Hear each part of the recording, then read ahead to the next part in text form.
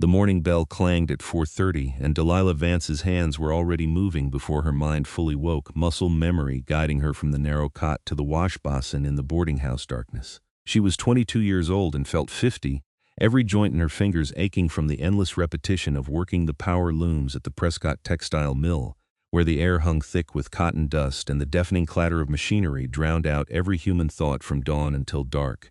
Prescott, Arizona Territory in 1881 was a town caught between two worlds. The mining boom had brought rail lines and factories, transforming what had once been a rough frontier settlement into something that pretended at civilization while keeping all the brutality underneath. The textile mill had opened 3 years prior, drawing young women from across the territory with promises of steady wages and respectable work. What they hadn't mentioned was the 12-hour shifts 6 days a week, the fines for talking or sitting, the way the overseer, Mr. Hendricks, would stand too close when inspecting their work, his breath sour with whiskey even at dawn. Delilah dressed in the same gray cotton dress she wore every day, her fingers fumbling with the buttons. Through the thin walls she could hear the other girls stirring, the same resigned shuffle of feet on worn floorboards. None of them sang anymore the way they had when they first arrived. The looms had worn that out of them along with everything else. She had come to Prescott from a failing ranch outside Tucson after her father died, and her mother remarried a man who made it clear there was no room for a grown stepdaughter in his house. The mill wages were barely enough to pay for her room and board, leaving nothing to save, nothing to hope for beyond the endless repetition of days that blurred together like the thread on the looms. By 5 o'clock she was at her station, the great machines already roaring to life around her. The noise was a physical thing, pressing against her skull, vibrating through her bones.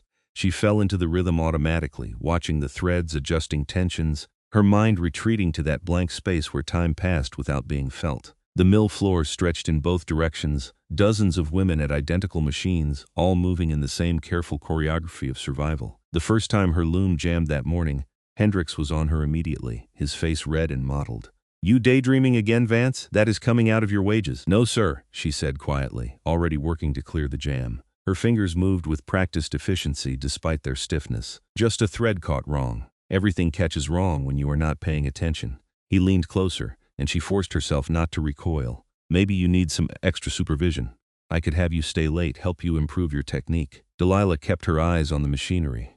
"That will not be necessary, sir. It is fixed now." He lingered a moment longer before moving on to terrorize someone else. The girl at the next loom, Martha, caught Delilah's eye and gave a slight shake of her head. They all knew what Hendricks's extra supervision meant. 2 girls had left the mill in the past year after accepting his help, both with swollen bellies and nowhere to go. The hours ground past. 10 o'clock break brought 15 minutes to gulp water and choke down a piece of dry bread.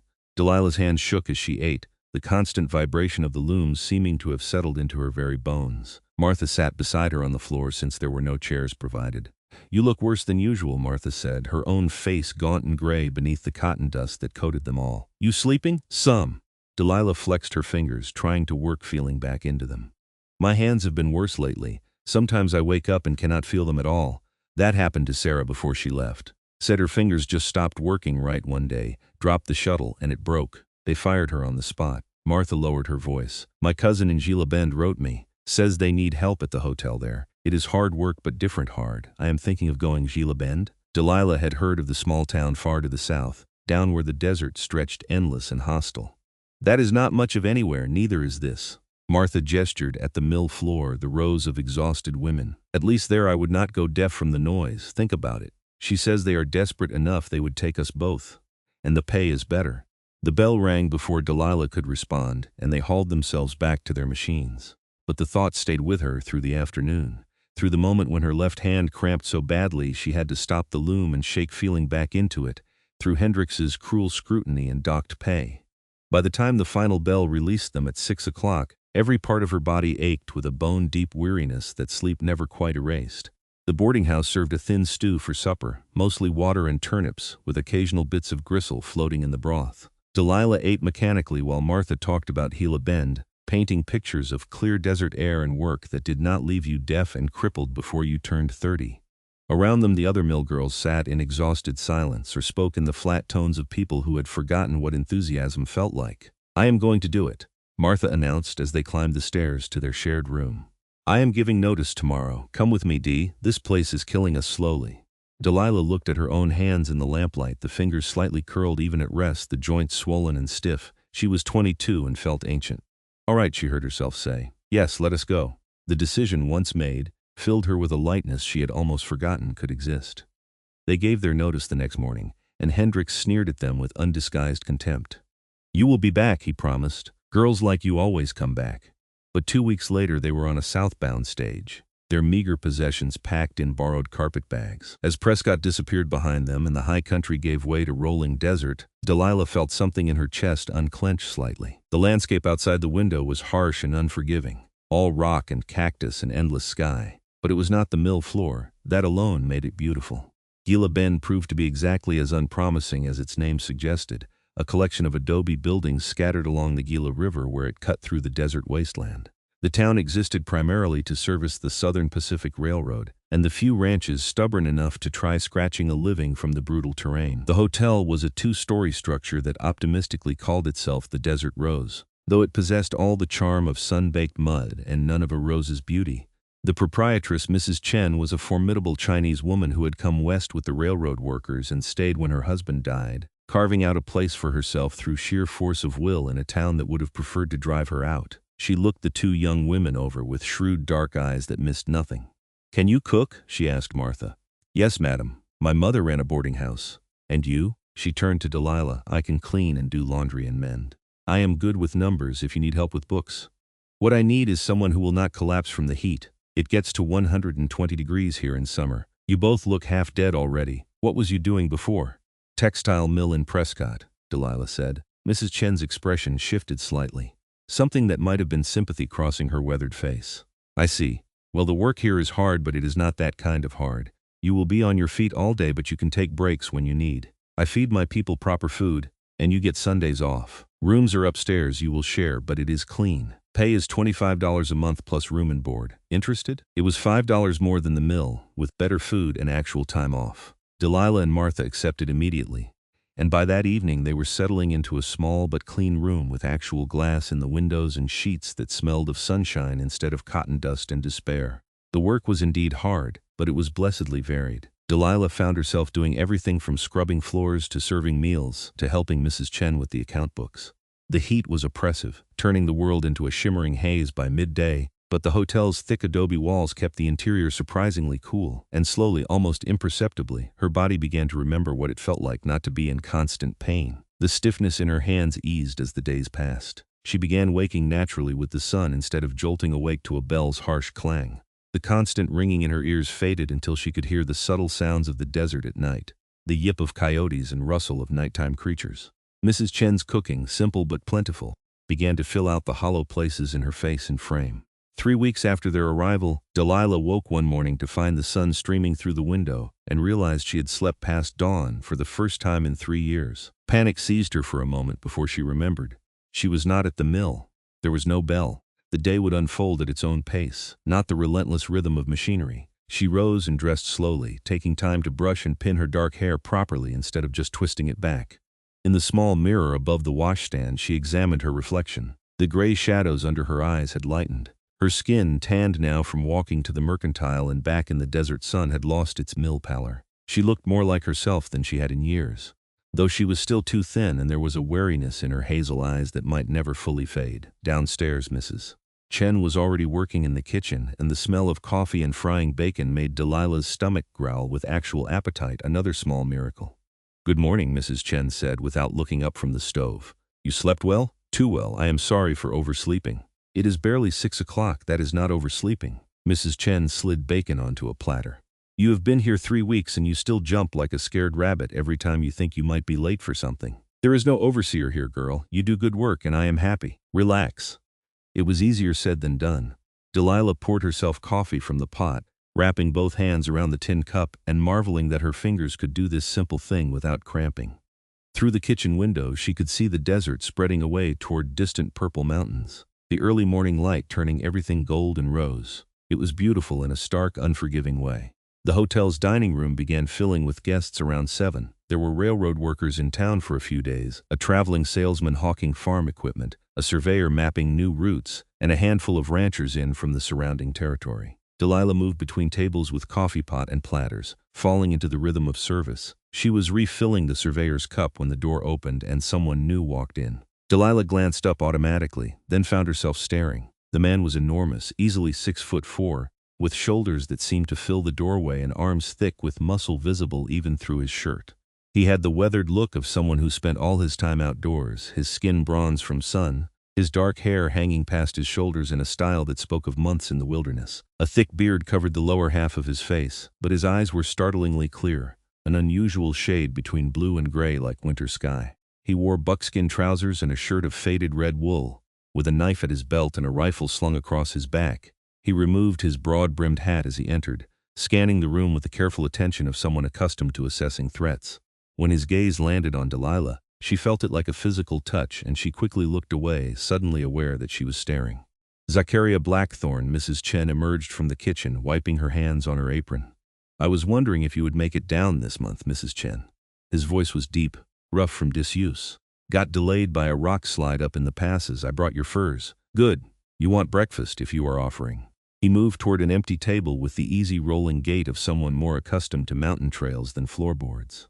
Mrs. Chen caught Delilah's eye and gestured toward the kitchen. "Bring him the usual, extra of everything." In the kitchen, Martha was loading plates with bacon, eggs, and fried potatoes. "Who is that?" Delilah asked, trying to sound casual. "Mountain man. Zachariah Blackthorne. Comes down every few weeks to trade furs and get supplies. Does not talk much, but Mrs. Chen likes him. Says he is honest, which is rare enough around here." Martha piled a plate high with food, then added more. "He lives up in the mountains somewhere, no one knows exactly where. Some say he is running from something, but nobody is fool enough to ask." Delilah carried the laden plate out to where Zachariah sat by the window, his back to the wall, and his eyes on the door. Typical of someone who lived cautious. She set the plate down and he nodded his thanks without quite meeting her eyes. "More coffee? Please." She poured, very aware of his size, the coiled strength in his frame even at rest. His hands were huge, scarred and calloused from hard use, making her own seem delicate by comparison. She noticed he was missing the tip of his left pinky finger. "Let me know if you need anything else." He grunted acknowledgement, already focused on his food. Delilah retreated, oddly flustered in a way she could not quite name. She had seen plenty of rough men in Gila Bend and at the mill before that, but something about Zachariah Blackthorne unsettled her. Perhaps simply the sheer size of him or the way he moved with such quiet purpose. She busied herself with other tables, but found her attention drifting back to the mountain man.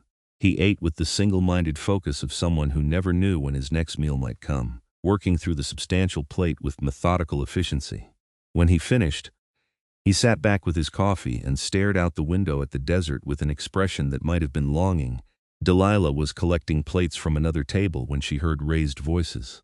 The surveyor, a weedy man named Collins, was standing over Zachariah's table with red-faced indignation. "I said you are in my usual spot," Collins repeated louder. "I always sit at this table."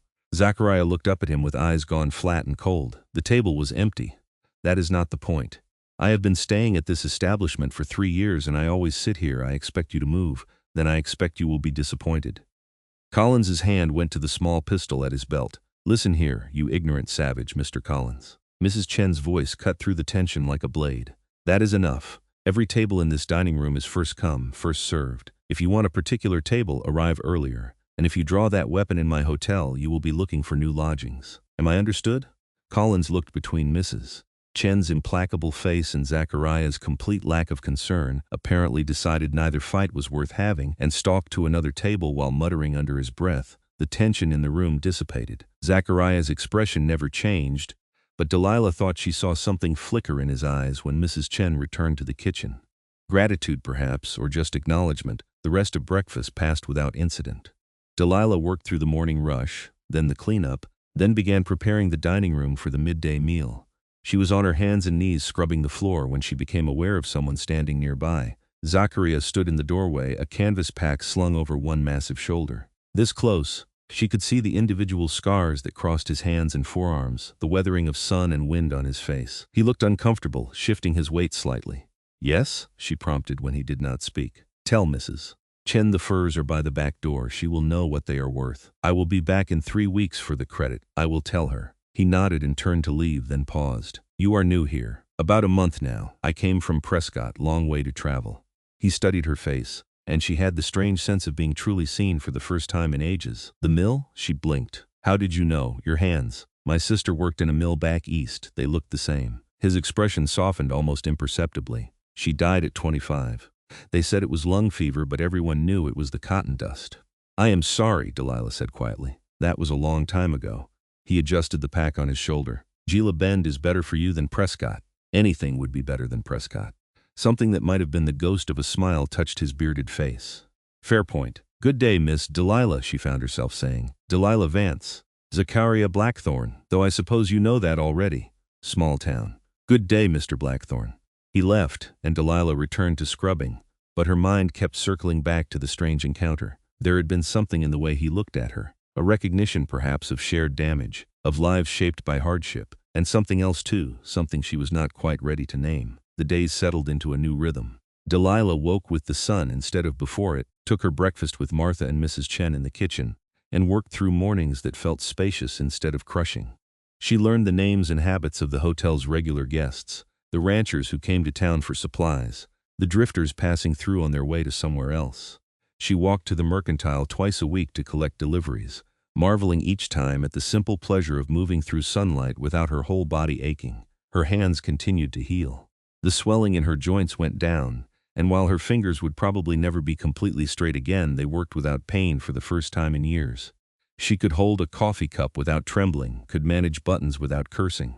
Small victories, but they felt enormous. 3 weeks after his last visit, Zachariah Blackthorne returned. Delilah was serving breakfast when he walked in, and her heart did a strange little jump in her chest that she firmly told herself was simple surprise. He looked the same, wind-weathered and powerful, though perhaps he had trimmed his beard slightly. He took the same table by the window, and Delilah brought him coffee and the loaded plate Martha had prepared. This time when she set it down, he looked directly at her.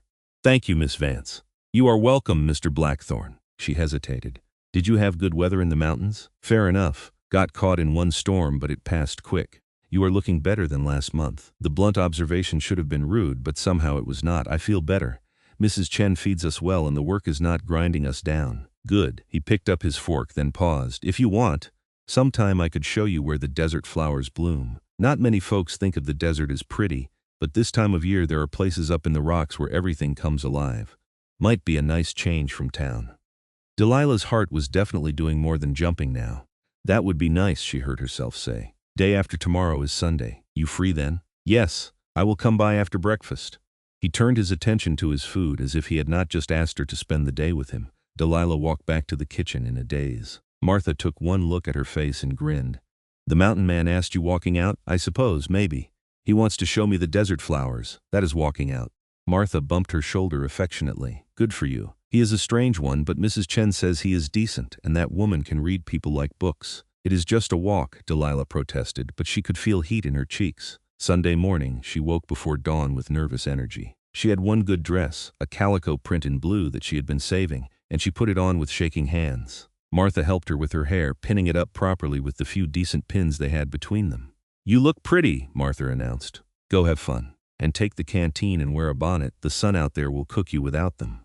Zachariah arrived precisely at 8, riding an enormous chestnut horse and leading a smaller bay mare. He had cleaned up, his hair pulled back and his beard neatly trimmed, wearing what were probably his best clothes, though they were still rough buckskin and wool. His eyes widened slightly when he saw Delilah in her blue dress. You look nice, he said after a moment. Thank you. So do you.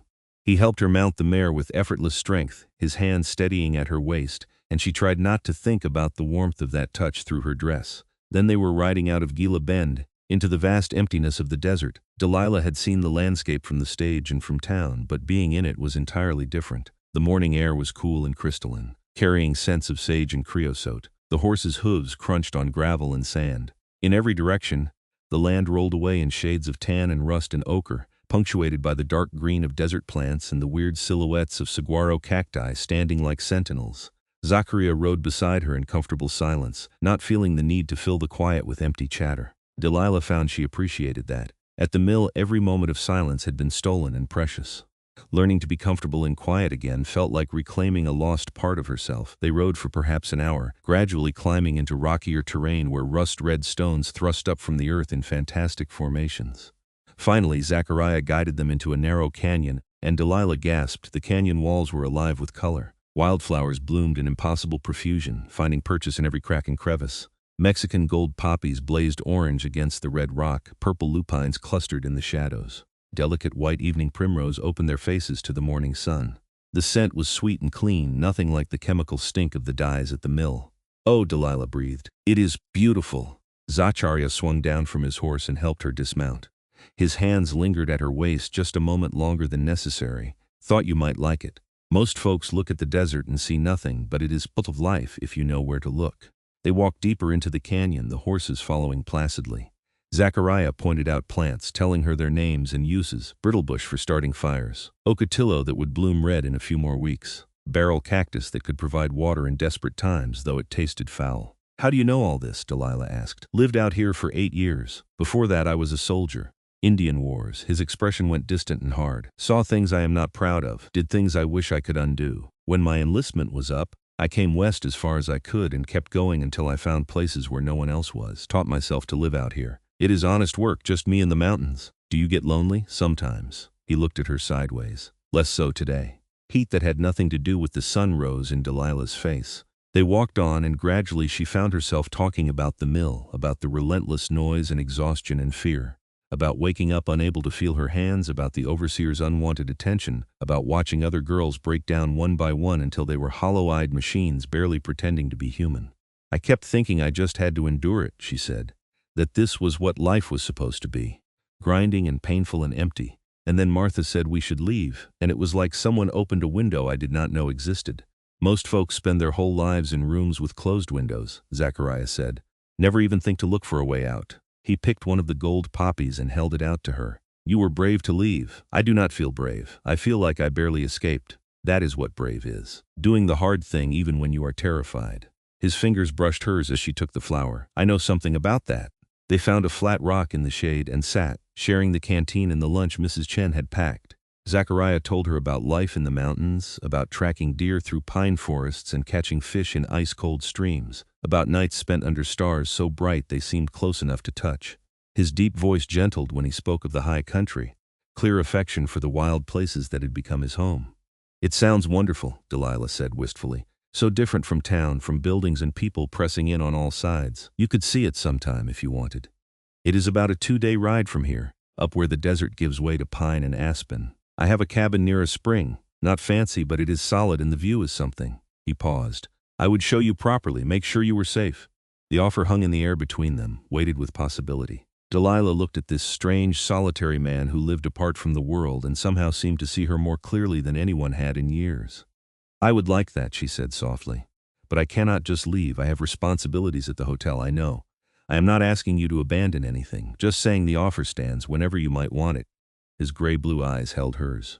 "I like talking to you, Delilah. You understand what it is to have life beat you down and keep getting up anyway. That is rare." "I like talking to you too," she admitted. "You do not fill the air with noise just to cover silence. Spent too much time alone to see the point in useless chatter." He smiled, a real smile that transformed his weathered face. "But I will make noise if you want it." "No," she returned the smile. "The quiet is perfect."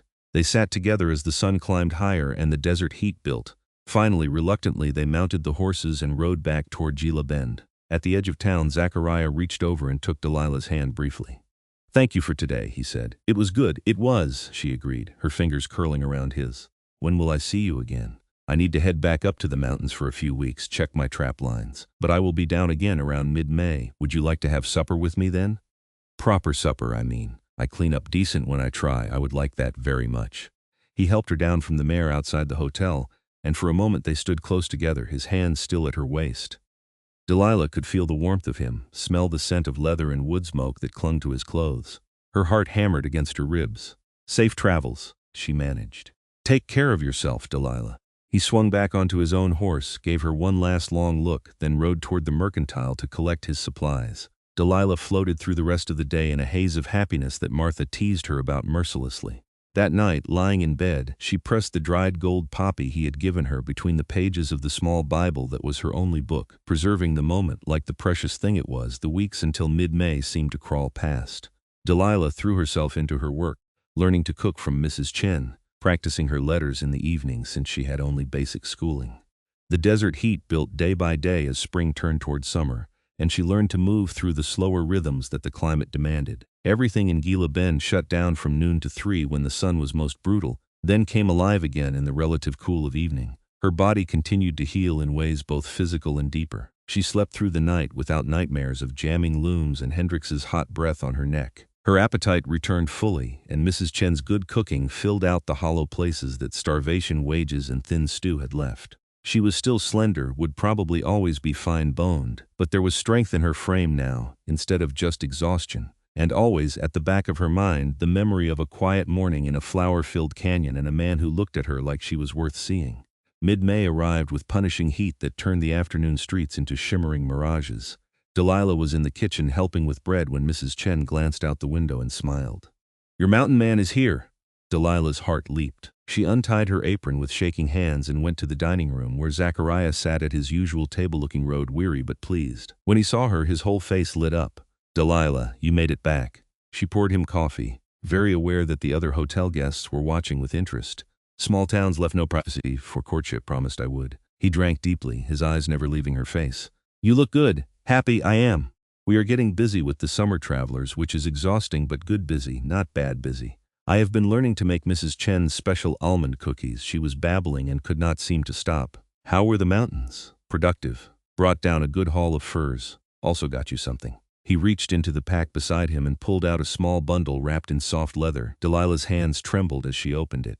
Inside was a shawl woven from mountain wool, dyed a soft blue-gray like storm clouds. It was beautiful, the weaving fine and even, clearly the work of skilled hands. "I did not make it," Zachariah said quickly. "Got it from a Navajo woman who trades at the fort sometimes. But I saw it and thought of you. That color matches your eyes." "It is beautiful," Delilah whispered, running her fingers over the soft wool. "Thank you. I do not have anything for you. Your company is gift enough." He leaned forward. "Are we still on for supper?" "Yes. Absolutely yes." "Good, I will come by at 6. He did, wearing clean clothes and with his hair neatly braided, looking as respectable as a mountain man could manage. They ate at the hotel since it was the only restaurant in town, but Mrs. Chen gave them the small table in the corner, somewhat isolated from the other diners. Zachariah had clearly decided that proper courting required conversation, and he asked her questions about her life before the mill, about her family and childhood and dreams. Delilah found herself telling him about growing up on the ranch outside Tucson, about riding horses before she could properly walk and helping her father with the cattle, about her mother's slow decline after a stillbirth when Delilah was 15, how the grief had hollowed her out until she was a ghost in her own life, about her father's death 3 years later kicked by a spooked horse, and her mother's hasty remarriage to a man who saw Delilah as competition rather than family. "So I left," she finished. "Saw an advertisement for the mill and thought it would be better than staying where I was not wanted. I was wrong about that, but it did eventually get me here, so perhaps it all worked out." "Your stepfather is a fool," Zachariah said bluntly.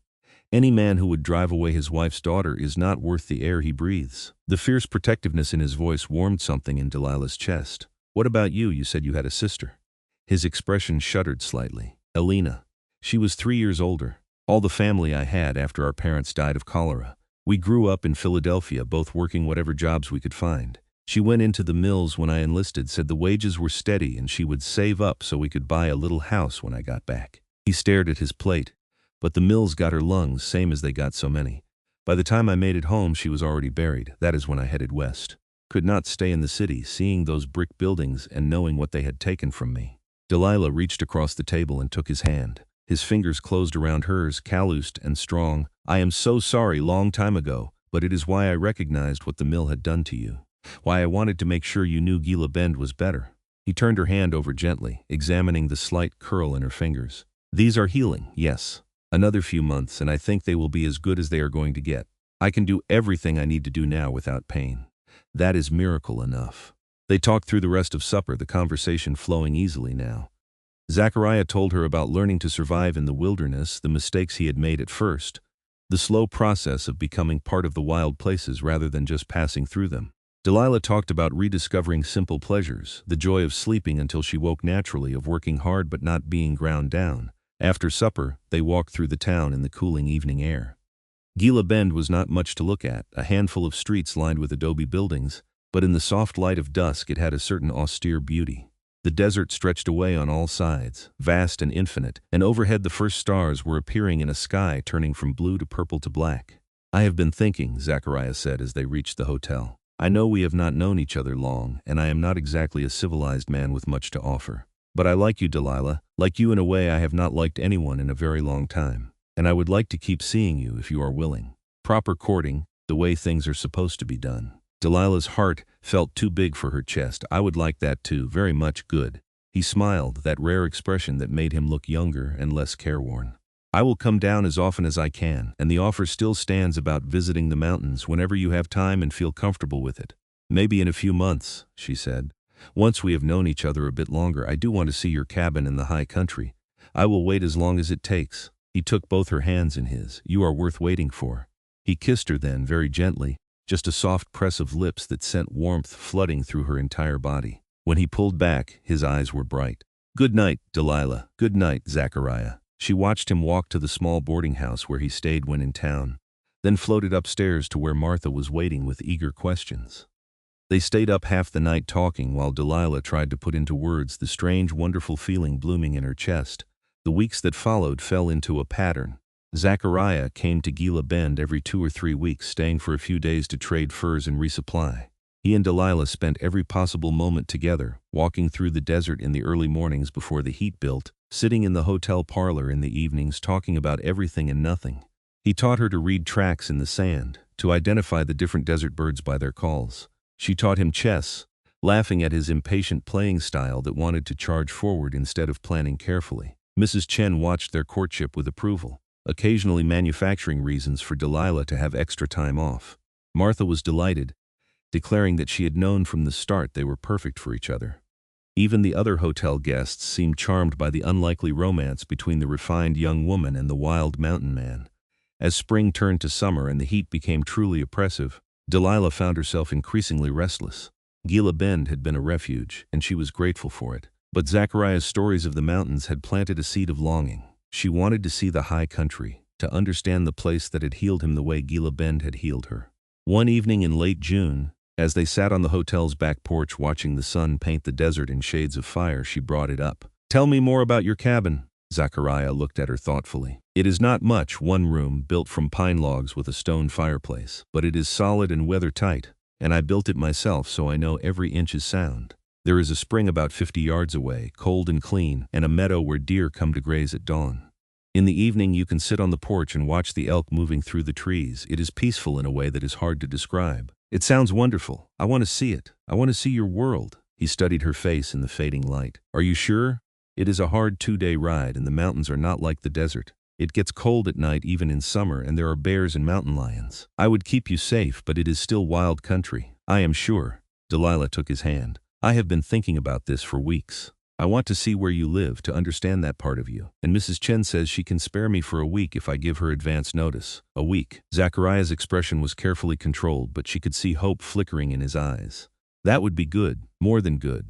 He paused. You understand what it means, you coming to my cabin? People will talk, let them talk. I trust you. And she did, completely and without reservation. Zachariah was perhaps the most honorable man she had ever met, for all that he lived outside society's rules. They began planning immediately. Zachariah would come back in mid-July with an extra horse and supplies. They would ride up during the coolest part of the day, stop overnight at a spring he knew, then reach the cabin by the second evening. He drew her maps describing the route in detail so she would know what to expect. The days until mid-July crawled past with agonizing slowness. Delilah helped Mrs. Chen train one of the railroad workers' wives who wanted part-time work, ensuring the hotel would manage smoothly in her absence. She packed and repacked her small bag a dozen times, trying to decide what one needed for a week in a mountain cabin. Martha loaned her a pair of sturdy trousers, scandalous but practical for riding, and Mrs. Chen provided a warm coat for the cold mountain nights. Finally, Zachariah arrived with 2 horses, his own massive chestnut and the gentle bay mare Delilah had ridden before. He looked excited and nervous in equal measure, and she understood the feeling perfectly. They left Gila Bend at dawn, riding out into the desert before the heat built. This time they headed north and east, toward the distant purple smudges that marked where the desert gave way to mountains. The landscape gradually changed as they climbed, the saguaros disappearing, the vegetation becoming slightly less sparse. By midday, they were in rolling grassland dotted with juniper trees. They stopped at the promised spring as the sun was setting, a small oasis where water bubbled up among cottonwood trees. Zachariah set up a neat camp, building a fire and cooking a simple supper of beans and salt pork. As darkness fell and stars blazed overhead in impossible profusion, Delilah sat wrapped in her new shawl and felt something in her chest expand. "This is beautiful," she said quietly. Zachariah sat beside her, close enough that their shoulders touched. "Wait until you see the mountains proper. This is still the foothills." They slept on opposite sides of the fire, carefully respectable, though Delilah found herself wishing he would hold her. But Zachariah was old-fashioned in his way, determined to court her properly despite the unconventional circumstances. The second day of riding brought them into true mountain country. Ponderosa pines towered overhead, their bark smelling of butterscotch and vanilla in the heat. The air was noticeably cooler and thinner, making Delilah slightly breathless until she adjusted. They crossed streams running clear and cold over stones smoothed by centuries of water. Zachariah pointed out animal signs: the muddy wallow where elk had bathed, the claw marks high on a tree trunk where a bear had stretched and scratched. Late afternoon brought them to a high meadow surrounded by forest, and in the center, nestled against a stand of aspens, sat a small log cabin. Smoke curled from the stone chimney, and Delilah realized Zachariah must have come up earlier to prepare for her arrival. "Home," he said simply, swinging down from his horse. The cabin was exactly as he had described, one room, simply furnished but solid and well made. There was a rope bed covered in furs in one corner, a table and 2 chairs, a stone fireplace with cooking implements hung beside it. Shelves held supplies, and furs were stacked waiting to be bundled for sale. Through the single window, Delilah could see the meadow and the forest beyond, breathtakingly beautiful in the golden afternoon light.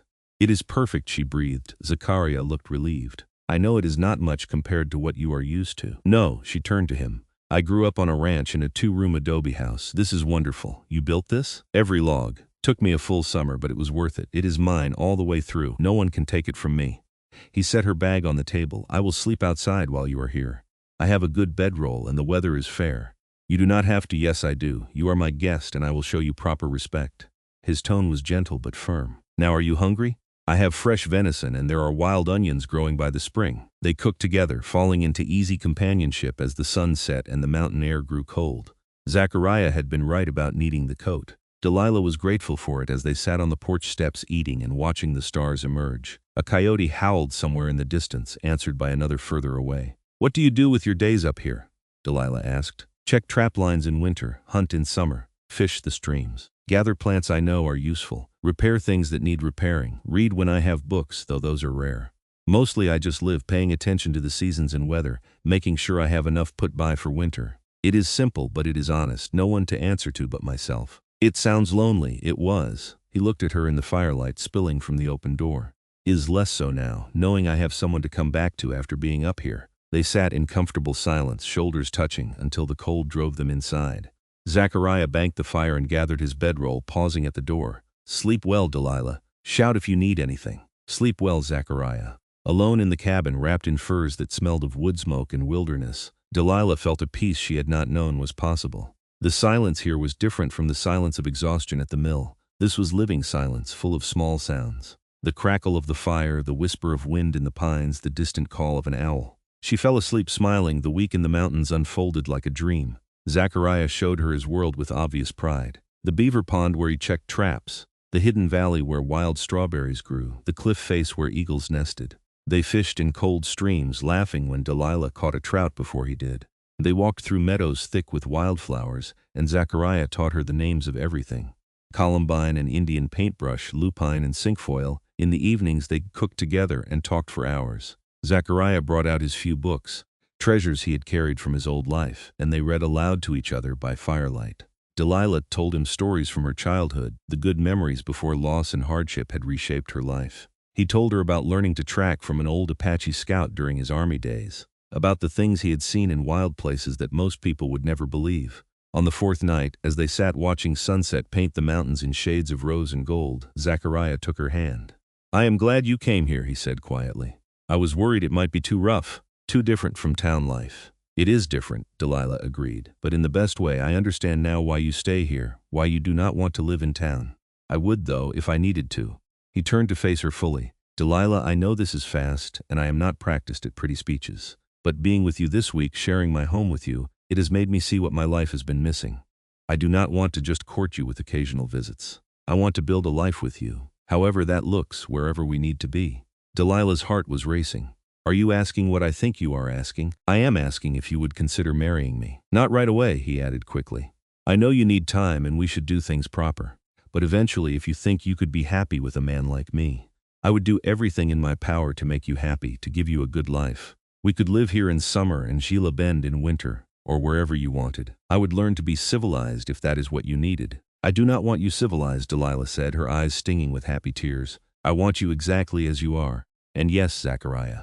Yes, I will marry you. His whole face transformed with joy. He pulled her close and kissed her properly this time, deep and passionate, his arms wrapping around her like she was something precious. When they finally broke apart, both breathless, he rested his forehead against hers. I will get you a proper ring when we are back in town, and we will do this right with a preacher and everything. But I wanted you to know up here first, in this place that is most truly mine. Ours, Delilah corrected, looking around at the cabin and meadow and mountains. Ours now. They spent the remaining days planning their future.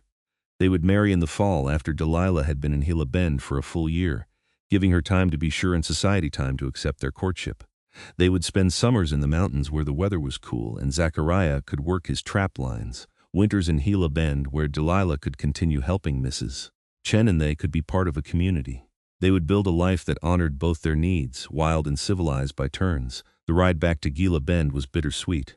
Delilah was eager to share the news with Martha and Mrs. Chen, but she hated leaving the peaceful mountains. Zachariah promised they would return soon, and that helped ease the ache. Mrs. Chen took one look at their faces when they arrived and started laughing. I was wondering if you two would ever get around to it. When is the wedding? October, Zachariah said. If that is acceptable. We want to do it proper. October is perfect. Gives me time to teach this one how to make a proper wedding feast. Mrs. Chen pulled Delilah into a rare hug. I am happy for you, girl. You deserve good things. Martha was equally thrilled, immediately beginning to plan everything from dresses to flowers to where they would hold the ceremony. The small community of Gila Bend rallied around them with surprising enthusiasm. The preacher's wife offered to help sew Delilah's dress. The mercantile owner promised to order in supplies for a proper celebration.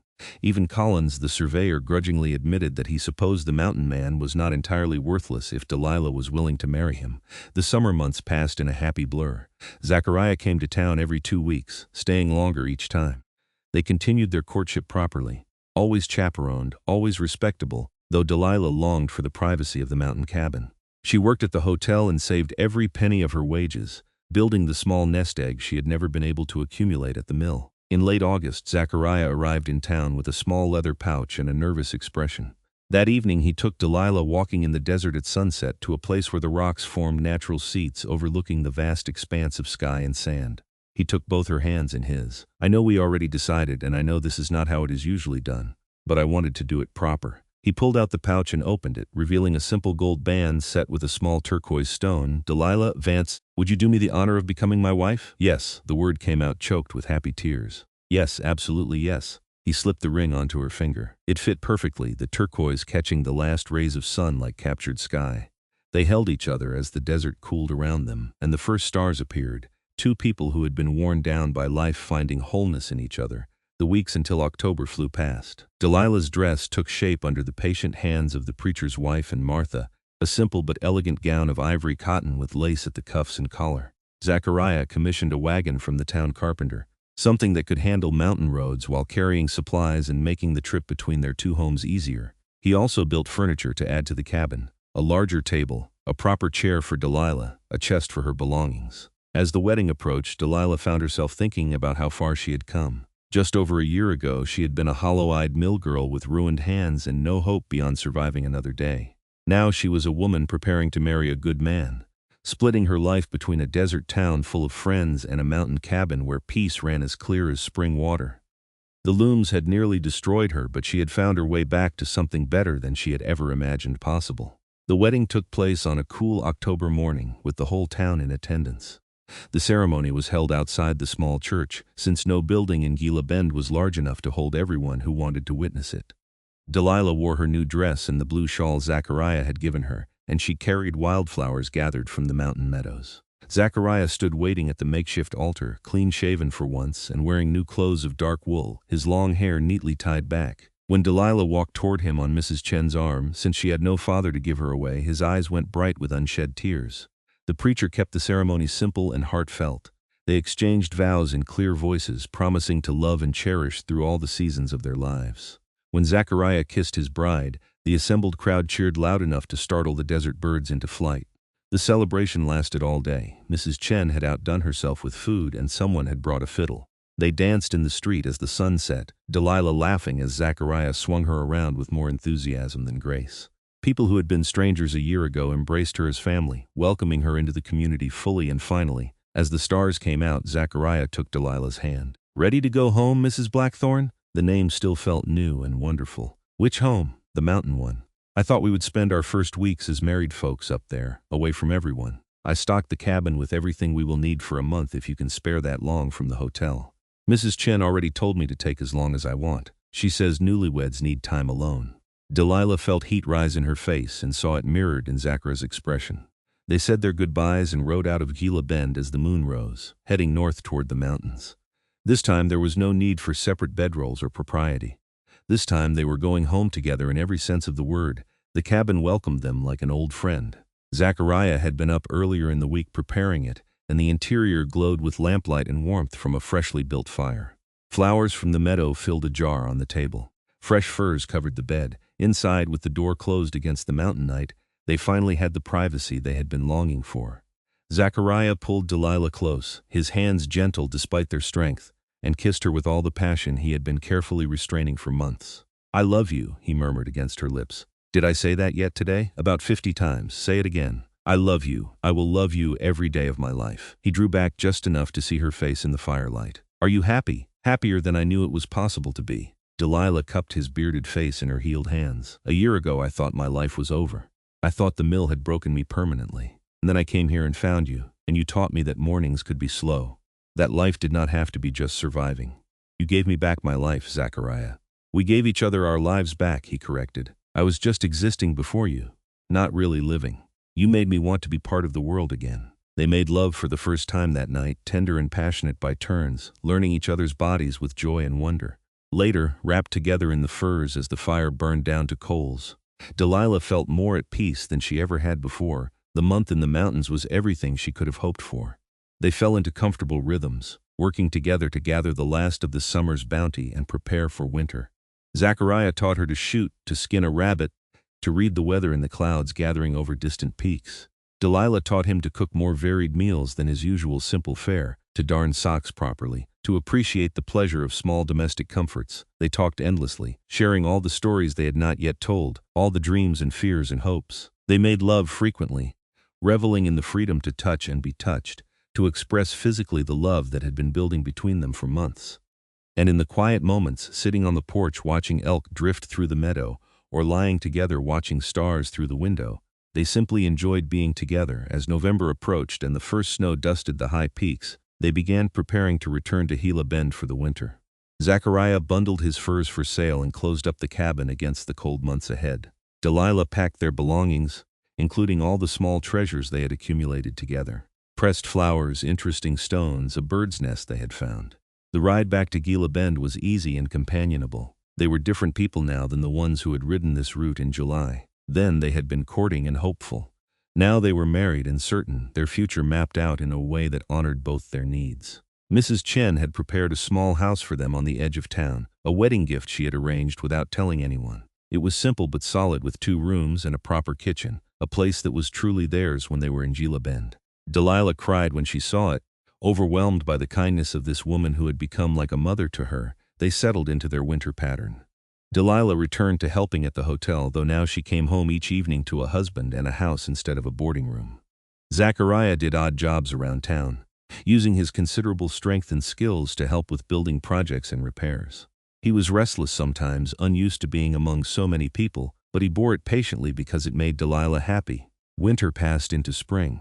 As the weather warmed, Zachariah grew more eager to return to the mountains, and Delilah found she shared his restlessness. Town had been good, necessary even, but they were both ready for the peace of the high country. In late April, they loaded the wagon and made the journey back to the cabin. The meadow was green with new grass, the aspens just beginning to leaf out. Inside, everything was as they had left it, waiting patiently for their return.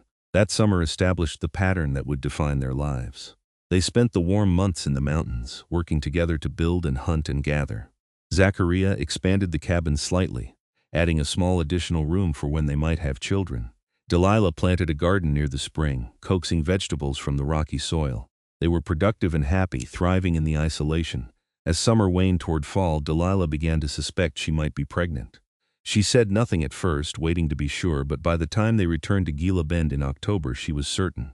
That evening in their small house, she told Zachariah he was going to be a father. His reaction was everything she could have hoped for. He picked her up and spun her around despite her laughing protests, then set her down gently, as if she might break. "A baby," he kept saying, wonder in his voice. "We are going to have a baby. Next May, I think. Mrs. Chen will know for certain, but my best guess is May, up in the mountains." Zachariah's expression turned thoughtful. "We will need to have someone with us who knows midwifery and more supplies. I will build a proper cradle." And Delilah stopped his planning with a kiss. "We have months to prepare. For now, can we just be happy?" "I am happy," he assured her. "Happier than I have any right to be." The winter passed in a glow of anticipation. Mrs. Chen confirmed the pregnancy and assured Delilah that everything was progressing normally. The women of Gila Bend rallied around her, sewing baby clothes and offering advice both wanted and otherwise. Zachariah became increasingly protective, hovering until Delilah had to remind him that pregnancy was not an illness. As spring approached, they made plans to return to the mountains. Mrs. Chen's widowed sister, who had some midwifery experience, agreed to come stay at the cabin for the last few weeks before the birth and the first few weeks after. They loaded the wagon with more supplies than usual, including everything they might need for a baby in the wilderness. The cabin welcomed them like an old friend. Everything bloomed with spring's abundance, the meadow thick with flowers, the streams full of snowmelt, the forest alive with birdsong. Delilah grew large and ungainly as the baby swelled within her, but she had never felt more beautiful than when she caught Zachariah looking at her with awe and love. Mrs. Chen's sister, a practical woman named May, arrived in early May and immediately began organizing everything to her satisfaction. She approved of the cabin's cleanliness and supplies, though she added several items from her own pack that she declared essential. On a warm afternoon in mid-May, as thunderstorms gathered over the distant peaks, Delilah felt the first pains of labor. Zachariah went pale but rallied quickly, following May's brisk instructions to heat water and gather clean linens. The labor was long and difficult, as first births often are, and there were moments when Zachariah looked terrified. But May remained calm and confident, and Delilah drew on reserves of strength she had not known she possessed. Just after dawn, as golden light flooded through the cabin windows, their daughter was born. She came into the world wailing her displeasure, red-faced and perfect. May cleaned her and wrapped her in soft blankets, then placed her in Delilah's exhausted, grateful arms. "She is beautiful," Zachariah whispered, his eyes bright with tears as he looked down at his wife and daughter. "You are both beautiful." They named her Elena after Zachariah's lost sister, and she became the center of their world. The mountains had healed them both, and now they would raise their daughter in that healing place, teaching her to find peace in the wild beauty around them. As the years passed, their life fell into beloved routines. Summers in the mountains, winters in Gila Bend. Elena grew from an infant to a bright, curious child who loved both her homes equally. She learned to ride before she could properly walk, learned to track and identify plants from her father, learned to cook and keep accounts from her mother. 2 more children followed Elena, a son they named Daniel when Elena was 3, and another daughter named Rose when Elena was 6. The cabin expanded to accommodate their growing family. Rooms added one by one as Zachariah's skill with carpentry improved. The small house in Gila Bend also grew, becoming a real home filled with the comfortable chaos of children. Delilah sometimes thought back to that gray morning in Prescott when she had woken to the mill bell, believing her whole life would be nothing but exhaustion and pain. That girl who could barely feel her hands seemed like someone from another lifetime. This Delilah had calluses from work she chose, had children she adored, had a husband who loved her with quiet constancy. Most of all, she had mornings that could be slow. Mornings where she woke naturally with sun on her face, where she could lie in bed listening to her children's laughter and her husband's deep voice reading them stories. Mornings where she had time to notice the beauty around her, to appreciate the simple abundance of a life well lived. On their 10th anniversary, Zachariah took Delilah back to the canyon where they had gone on their first outing together, leaving the children with May for the day. The wildflowers were blooming in the same riotous profusion, painting the red rocks with impossible color. "Do you ever regret it?" Zachariah asked as they sat together on the same flat stone they had shared a decade before.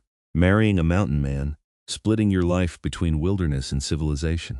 Delilah looked at him, this man who had taught her that healing was possible, that life could be more than just survival. His hair was starting to gray at the temples now, lines deepening around his eyes, but he was still the same person who had seen past her brokenness to the woman underneath. "Not for a single moment," she said firmly. You gave me back my life, Zachariah. You taught me that mornings could be slow, that work did not have to destroy me, that love was real and not just something in stories. How could I possibly regret that? I feel the same, he said, pulling her close. You made me want to be part of the world again. Made me remember that I was more than just surviving. We healed each other. They sat together as the sun climbed higher, two people who had been worn thin by life and found wholeness in each other. Their children were healthy and happy. Their homes were secure and comfortable. They had work that fulfilled them and time to rest when they needed it. The 12 hours a day at the Looms had worn her thin, but the mountain man had taught her mornings could be slow, and in the end that made all the difference. Years continued to pass in the comfortable rhythm they had established. Elena grew into a capable young woman who knew both wilderness and town, comfortable in either setting. Daniel proved to have his father's affinity for wild places, spending hours exploring the mountains and learning every trail and stream.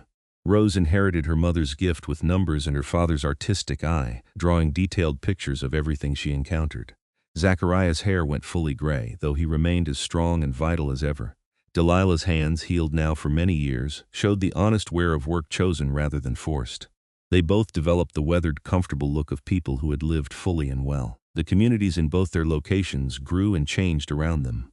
Gila Bend expanded with the railroad, becoming more prosperous though never quite civilized. The hotel thrived under Mrs. Chen's management, and eventually Martha took it over when Mrs. Chen retired. In the mountains, a few other families established cabins within a day's ride, creating a loose community of people who valued independence but appreciated neighbors.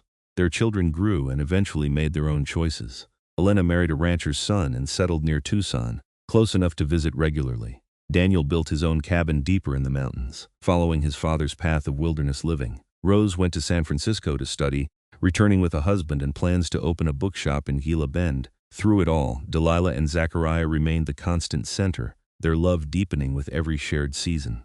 They still spent summers in the mountains and winters in town, though they moved more slowly now, their bodies showing the natural wear of years. On a summer evening in their cabin 30 years after their wedding, they sat on the porch watching the sun set over the mountains. Grandchildren played in the meadow, Elena's and Rose's children enjoying a few weeks in the high country. Inside, the cabin smelled of the stew Delilah had made for supper, and smoke rose lazily from the chimney into the clear mountain air. It has been a good life, Zachariah said, taking Delilah's hand in his. Their fingers intertwined automatically, muscle memory from decades of reaching for each other. The best life, Delilah agreed. Better than I ever imagined possible. Do you remember that first morning I saw you? At the hotel in Gila Bend, of course. You came in looking like a bear, all wild hair and muscle. I thought you were the most intimidating man I had ever seen. Zachariah laughed. And I thought you were the saddest thing I had seen in years. All thin and worn down, with eyes that looked like you had forgotten how to hope. I wanted to protect you from whatever had hurt you so badly. You did protect me. You showed me there was another way to live. Delilah squeezed his hand. The mill had convinced me that life was supposed to be grinding and painful. That waking up exhausted and going to bed more exhausted was just how things were. And then you taught me about slow mornings and peaceful days and work that did not destroy you.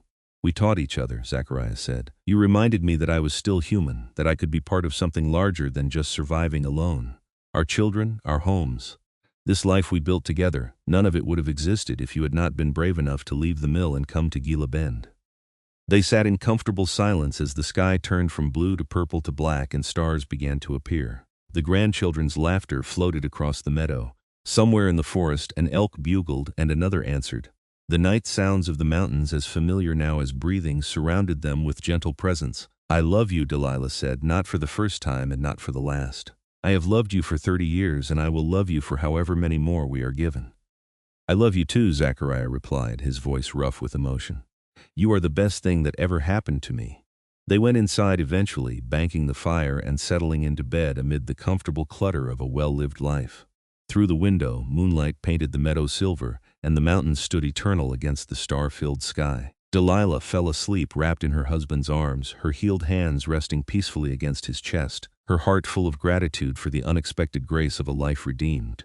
The Looms had tried to break her, but she had survived and flourished beyond them. She had found love and built a family and created homes in two different worlds. She had learned that mornings could be slow, that work could be satisfying, that healing was possible even when you thought you were beyond repair. In the morning she would wake naturally with the sun, and there would be time for everything.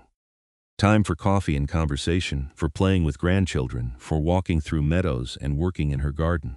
Time to simply be without the constant pressure of bells and machinery and overseers. Time to live instead of just survive. The 12 hours a day at the looms had worn her thin, but the mountain man had taught her mornings could be slow. And in that teaching, in that gift of time and gentleness and peace, she had found everything worth having. Their love story was not the dramatic tale of instantaneous passion, but rather the deeper narrative of two damaged souls finding wholeness together, building a life of intention and care that would echo through generations. As she drifted into sleep, Delilah smiled, grateful beyond words for the journey that had brought her from the deafening mill floor to this peaceful mountain cabin, from despair to hope, from merely surviving to truly living. It had been a long road, sometimes difficult, but every step had been worth it to arrive here in this place of love and belonging and slow, beautiful mornings.